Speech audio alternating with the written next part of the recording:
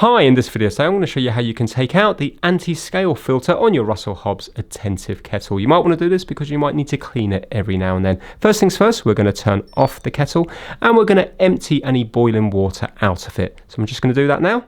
Now the reason we've emptied out the water is purely because if you drop the filter in there, you don't want to burn yourself if it's boiling water. So we have to open up the lid.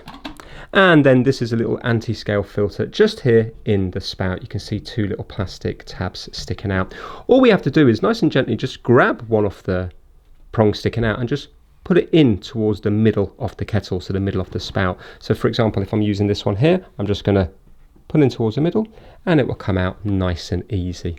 And then you can give it a nice clean, make sure there's no scale on it. Now when you put it back in, you have to put it in with the flat side up. You can see that there is a little arrow just here.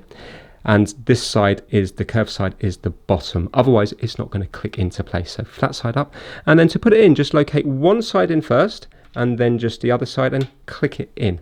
Just like that. You can take it out from this prong if you want. So hold on to this prong, and then just in towards the middle, and take it out. And then back in again and click it in. So it's really straightforward. Even if you just do that, you can let it just drop into the kettle and then you can just fish it out afterwards.